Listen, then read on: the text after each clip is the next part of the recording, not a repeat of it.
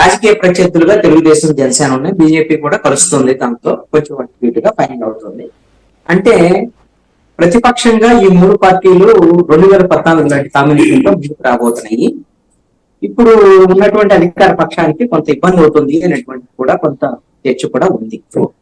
మరి ఇలాంటి పరిస్థితుల్లో మళ్ళీ కొత్త కూటమి, మూడవ కూటమి రాబోతుంటుంది అనేటువంటి చర్చ. వాస్తవంగా అయితే మనము కాంగ్రెస్ పార్టీని చూసినప్పుడు, సిపిఎం సిపిఐని చూసినప్పుడు, మన ఆంధ్రప్రదేశ్ లో వాళ్ళ బలాన్ని కానీ అంచనా వేయాలనుకున్నప్పుడు వాళ్ళ ప్రభావం ఎన్నికల్లో పెద్ద లెక్కించదగినటువంటి ప్రభావం కాదు.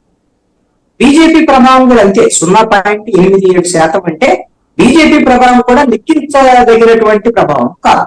కానీ ఎప్పుడైతే తెలుగుదేశం జనసేన పోటీ చేయాలని నిర్ణయించుకున్నాయో ఆ జట్టుకు వచ్చి చేరుతుంది కాబట్టి వాళ్ళు 0 అయినా సరే వాళ్ళకి ఆ 0 విలువ ఉంటుంది, ఆ ముందు సంఖ్యలు ఉన్నాయి కాబట్టి బీజేపీ జనసేన తెలుగుదేశం కూటమి గట్టిగా పోటీ ఇచ్చేదానికి అవకాశం ఉంటుంది. మరి ఇప్పుడు ఐఎన్డీఏ కూటమిని మనము కాంగ్రెస్ విడిగా చూసి సిపిఎం సిపిఐ విడిగా చూసినప్పుడు లెక్కించాల్సినట్టు అవసరం. కానీ కాంగ్రెస్ ని షర్మిల నాయకత్వంలో కాంగ్రెస్ గా చూసినప్పుడు ఖచ్చితంగా లెక్కించాలి, ఓటింగ్ పర్సెంటేజ్ పెరిగింది. షర్మిల నాయకత్వంలో కాంగ్రెస్ పార్టీకి పక్కనే సిపిఎం సిపిఐ చేరే అనుకోండి ఇండియా కూటమి సభ, వీళ్ళు ముగ్గురు కూడా కొన్ని ఓట్లు ప్రభావితంగా చీల్చేదానికి అవకాశం ఉంటుంది. మరి ఎవరికి చీలుస్తారు? ఇది చాలా కీలకమైనటువంటి అంశం. షర్మిల వైఎస్ఆర్ కాంగ్రెస్ పార్టీ సంబంధించినటువంటి ఓట్లునే అధికంగా చేర్చడానికి అవకాశం ఉంది. ఎందుకు అని అంటే ఆవిడ రాజశేఖర రెడ్డి కుమార్తె, కాంగ్రెస్ పార్టీ కూడా వైఎస్ఆర్ కాంగ్రెస్ పార్టీ కాంగ్రెస్ నుంచి వచ్చినటువంటి ఓట్లే. ఇప్పుడు షర్మిల వచ్చి కాంగ్రెస్ పార్టీ వేదికగా మాట్లాడేటువంటి మాటలు, టార్గెట్ చేసేటువంటి విషయాలు అన్ని కూడా వైఎస్ఆర్ కాంగ్రెస్ పార్టీకి వ్యతిరేకంగా ఉన్నాయి. అయితే మరి వైఎస్ఆర్ కాంగ్రెస్ పార్టీకి ఎక్కువ నష్టం జరిగిద్దని అనుకుంటున్నాం.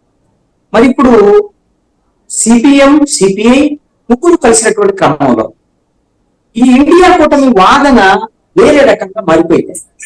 మీరు గమనించండి, ఈ రోజున షర్మిల ప్రెస్ మీట్ మీరు ఒకసారి గమనిస్తే ఆవిడ మాట్లాడినటువంటి మాటలు ప్రత్యేక హోదా, విభజన హామీల విషయంలో తెలుగుదేశము, అదేవిధంగా పవన్ కళ్యాణ్, అదేవిధంగా వైఎస్ఆర్ కాంగ్రెస్ పార్టీ వీళ్ళందరూ ఈ 9.5 సంవత్సరాలుగా ప్రత్యేక హోదా, విభజన హామీల విషయంలో అన్యాయం చేశారు, కాంగ్రెస్ పార్టీకి అధికారంలోకి వచ్చి ఉంటే బాగుండేది అనేటువంటి విషయాన్ని చెప్పారు. అంటే కాంగ్రెస్ పార్టీ ఈ విధమైనటువంటి ప్రత్యేక హోదా, విభజన హామీల అంశాలని సిపిఎం సిపిఐతో కలిసి తీసుకొని రావడం వల్ల ఇది ఖచ్చితంగా అటు వైఎస్ఆర్ కాంగ్రెస్ పార్టీకి ఎంత నష్టం జరిగిందో అంతకన్నా ఎక్కువ నష్టము తెలుగుదేశము జనసేన కూటమికి జరిగింది. ఎందుకు ఈ మాట అంటున్నాను అంటే ప్రభుత్వ వ్యతిరేక ఓటు